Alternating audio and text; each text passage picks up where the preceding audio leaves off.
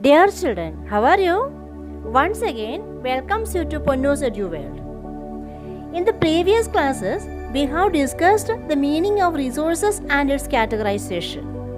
Here, we are going to study about the development of resources. Development of resources play a vital or important role for the survival of the human beings and for their better living. But the indiscriminate or careless use of resources led to certain major problems. Can you say some problems? Yes, they are depletion of resources or reduction in the quantity of resources because of the greed of individuals. Accumulation of resources in few hands divided the society into two segments, that is, haves and have-nots, or rich and poor. Indiscriminate use of resources led to certain ecological crises such as global warming, ozone layer depletion, land degradation, etc.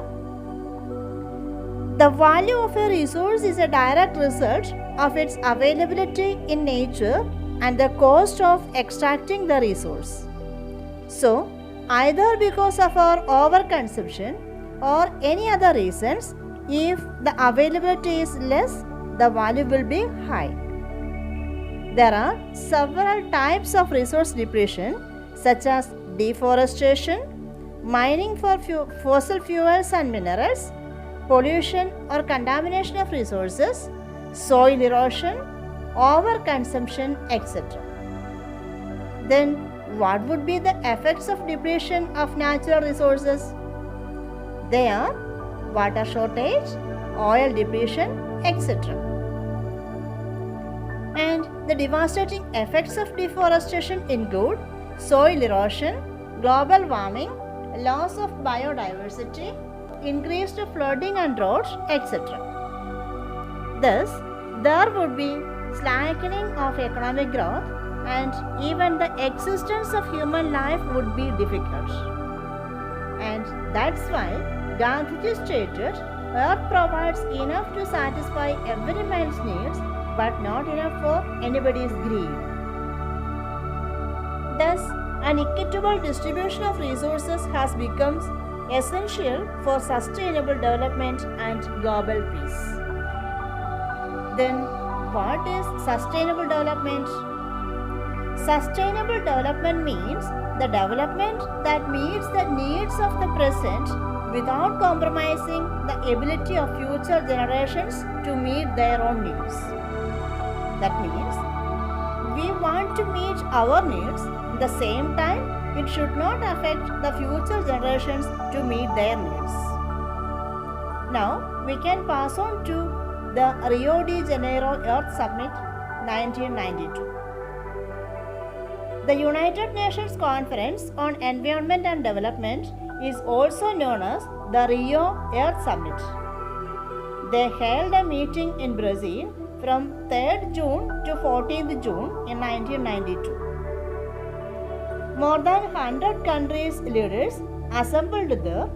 They signed the Declaration on Global Climatic Change and Biological Diversity and adopted Agenda 21 for achieving sustainable development in the 21st century. Then Agenda 21. As we saw just now, its aim is achieving global sustainable development. It is an agenda to combat environmental damage, poverty, disease through global cooperation on common interests, mutual needs and shared responsibilities. One major object of it is resource planning by local governments. The next, resource planning. It is the process allocated to both human and non-human resources. Its aim is to maximize resource efficiency and to give an overview of resource availability and capacity. In a country like India, it is very important to make and execute resource planning. Can you say why? Because we have a great diversity in the availability of resources. The places that are rich in minerals and coal deposits are Madhya Pradesh, Chhattisgarh and Jharkhand. Arunachal Pradesh has abundance of water resources, and the state of Rajasthan is very well endowed with solar and wind energy. So, in order to ensure or make sure the availability of different resources all over the country, we need a balanced resource planning. Now, we can pass on to resource planning in India.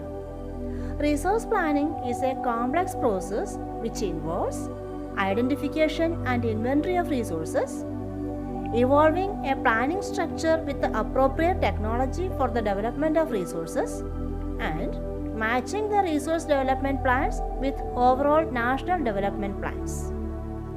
As we saw in the first module, only with the appropriate technological skill and with the help of different institutions, we can transform the various materials available in the nature into a resource.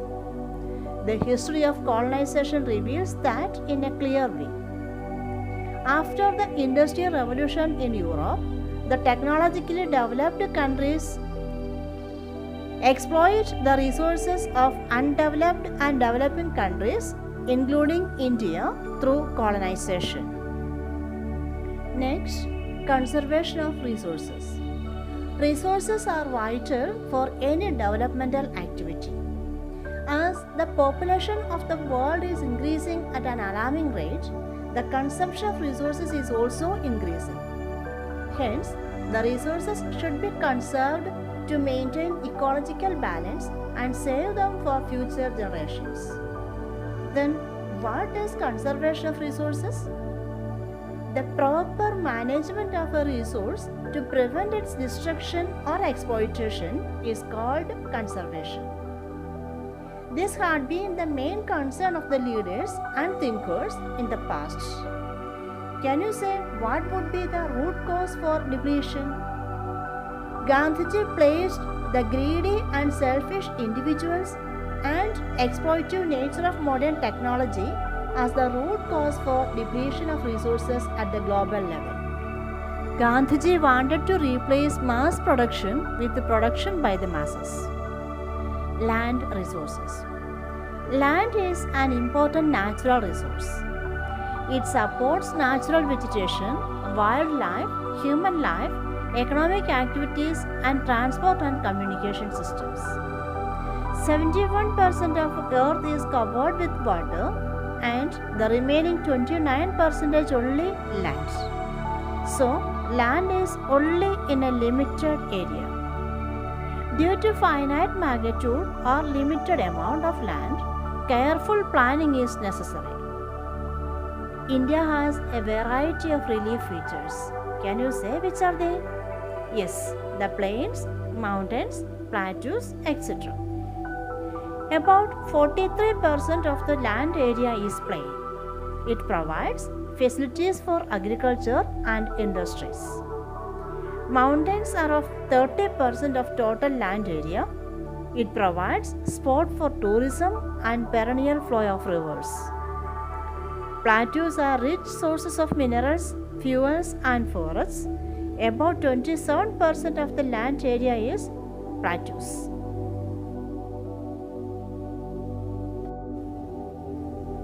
Next, land utilization. The utilization of land depends upon physical factors like topography, soil, and climate, as well as human factors such as density of population, land tenure, technical levels of the people, etc. We have 8 types of land utilization. They are: the first one, net zone area, that means cultivated only once in a year. Second one, area zone more than once. These two together forms gross cropped area. Then the third one, forests, that is the natural vegetation. We have different types of forests, you studied it earlier. Then the fourth one is land not available for cultivation. It consists of 2 types of land. The first one, barren and uncultivable wasteland. The second one, land put to non-agricultural uses.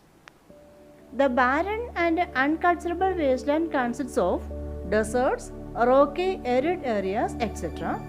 And The land put to non-agricultural uses includes land occupied by villages, towns, roads, railways, lakes, ponds, etc.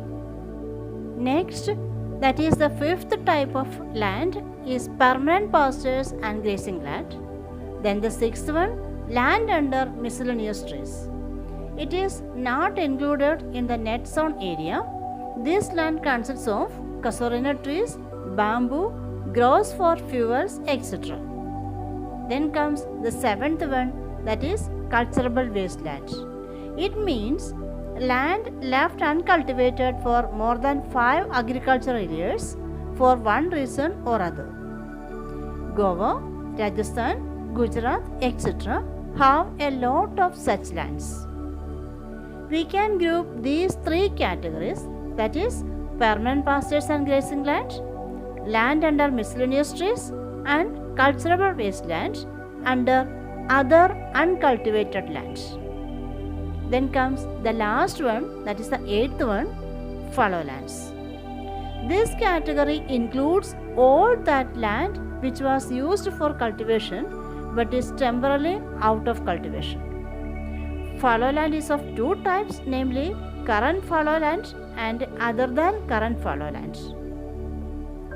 Current fallow means left without cultivation for one or less than one agricultural year, and other than current fallow means left uncultivated for 1 to 5 agricultural years. Now we can pass on to the next portion, that is land use pattern in India. The layout or arrangement of the uses of the land is known as land use pattern. Land use is determined by many factors like relief features, climate, soil, density of population, technical and socio-economic factors. The types of land use in India are mainly forest area, land not available for cultivation, cultivable wasteland, fallow land, and a area zone. Now we can study about land degradation and conservation measures. First, land degradation. It is a process through which land becomes unfit for cultivation. Then we can think about the factors responsible for land degradation. Can you say some reasons? Yes. The first one is mining. It is the most important factor for land degradation. Then comes overgrazing. Overgrazing of land by animals make it easy for wind and water to remove the soil. In other words, soil erosion will be much easy because of overgrazing. Examples are Gujarat, Rajasthan, Maharashtra, etc. The third one, waterlogging. Over irrigation of land is also responsible for land degradation because it increases salinity and alkalinity in soil, making the soil unfit for cultivation. Then next, industrialization. The dust and other waste materials generating from the industries leads to water and land pollution. Can you put forward some suggestions to solve degradation? Yes, of course. Afforestation and proper management of grazing will help us to solve degradation. We have many other ways to solve the problem of land degradation.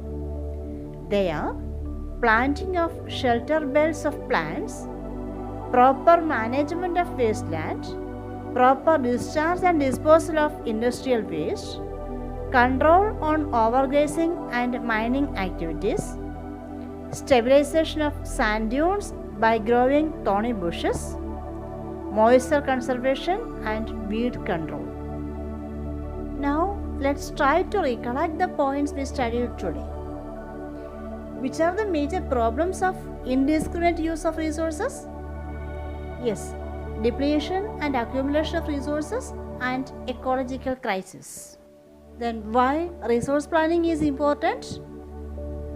Because it maximizes the efficiency of both human and non-human resources and will give an overview of resource availability. Can you say the need of conservation of resources? Yes, to maintain ecological balance and to save the resources for future generations. Then why land is an important natural resource? Because it supports all forms of life such as natural vegetation, wildlife, human life, etc. And also it supports economic activities. Then, which are the ways of land utilization? Yes, gross cropped area, that means net zone area plus area zone more than once. Forests, land not available for cultivation, other uncultivated land, and fallow land. We can continue this chapter in the next module. Till then, goodbye.